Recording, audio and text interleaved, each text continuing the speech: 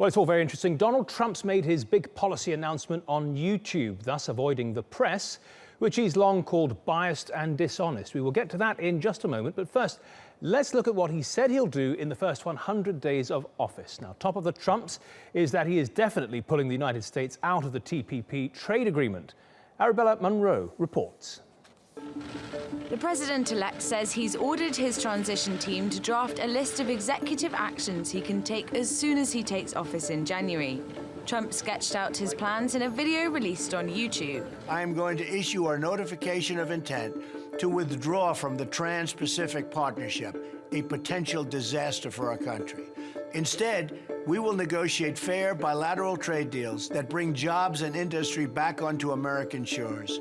It would have been the biggest regional trade agreement in history between 12 Asia-Pacific countries, accounting for around a third of the world's trade.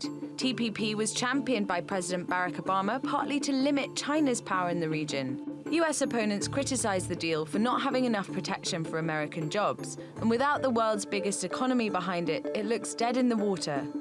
The TPP would be meaningless without the United States. But what Trump didn't say is which countries he's planning to negotiate with and how. Not much of an update on his view before the election. When you look at China, when you look at every country, every trade deal we have is horrible. Trade deals generally take years to work out, and it's unlikely the Trump administration will be able to rework all of them. But the message he's giving is clear, that, as president, he will follow through on his campaign promises to American workers. That also goes for the energy sector.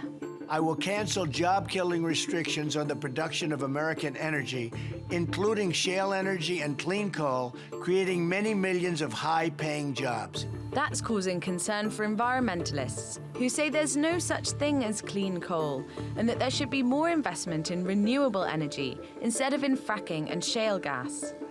Trump also touched on one of the other major issues in his campaign, immigration. I will direct the Department of Labor to investigate all abuses of visa programs that undercut the American worker. Another assurance about American jobs. But perhaps most interesting about this message is what Donald Trump isn't saying. He didn't talk about the Affordable Care Act, despite comments from his Vice President-elect Mike Pence, who has said replacing it is a priority. There was no mention of the wall Trump promised to build along the Mexican border. During the campaign, he also promised to slash taxes and rip up the Iran nuclear deal. It's not clear whether Donald Trump can turn his campaign promises into American jobs, but his latest message should sit well with the key heartland states that voted to put him in the Oval Office. Arabella Munro, TRT World. Well, there was President-elect Trump using YouTube to bypass the mainstream media. He clearly doesn't trust most newspapers and TV networks, yet he has been meeting with media executives in New York. And how do you think that went? André-Pierre Duplessis reports. America's top news bosses and presenters were summoned to Trump Tower. Asked why, they simply said, following a campaign during which Donald Trump attacked the mainstream media, they were hoping Trump's intention was to mend fences. I'm going to continue to attack the press. Look, I find the press to be extremely dishonest. I find the political press to be unbelievably dishonest. But instead of clearing the air, they got an earful. Trump had particularly harsh words for NBC News, saying this photo, used on election night, was unflattering. He also attacked Time Warner, whose $85 million merger bid with AT&T Trump has promised to end. Although it's not unusual for politicians to disagree with journalists, details from the meeting crystallized concerns over Trump's refusal to abide by the traditional dynamic of a president and the media. Is a question an attack? A relationship that has been profitable for both sides. Coverage of his presidential campaign led to a spike in viewership and advertising income for news networks and newspapers. In exchange, the president-elect was granted free exposure. His preference for using social media to communicate directly with the public appears to be a way to avoid the press. Because he just goes straight to Twitter. And then yesterday, he went straight to YouTube. He didn't call all the reporters. Which, together with his YouTube video highlighting his plans for his first 100 days in office, has now become Trump's official form of communication.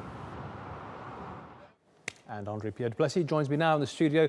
I was just watching that report. It's so funny to see Donald Trump now in a position of power, summoning people to his Trump Towers and giving them an earful, and seeing Wolf Blitzer there. Wolf Blitzer, NBC anchor Lester Holt.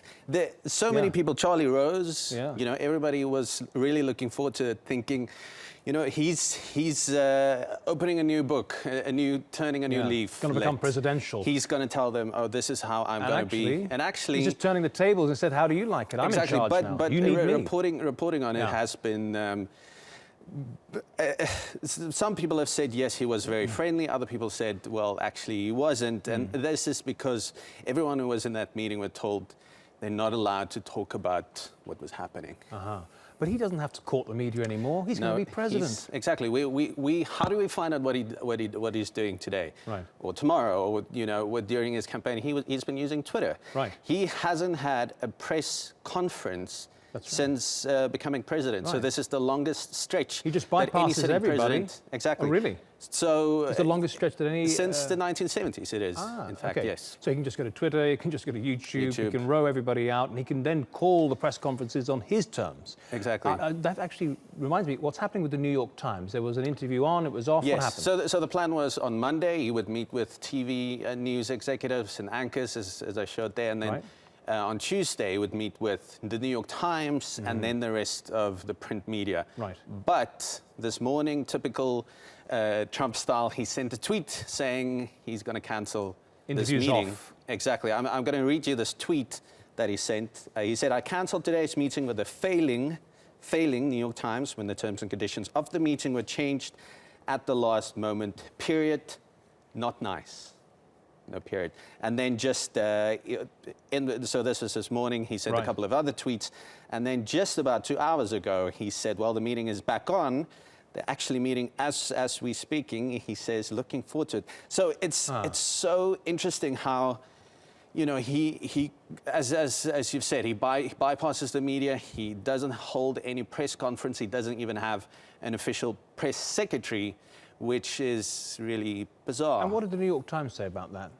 It wasn't them who changed the terms, according to them. They said from the get-go, I think where the confusion came in was they wanted to have two meetings. One, which would be off the record, as the meeting with the TV executives happened. So where Trump could then tell them whatever he wants, express his disdain for the newspaper, and then at the same time, or following that off the record, have it on the record where they can actually report on what's happening. I mean, this would be potentially the first sit-down interview that the New York Times would have with Trump. The failing New York Times, you mean? The failing New York according to Times. Donald Trump. All right, AP, thank you very much for that. It looks like he's very much pulling the strings now of pretty much everybody. AP, thank you.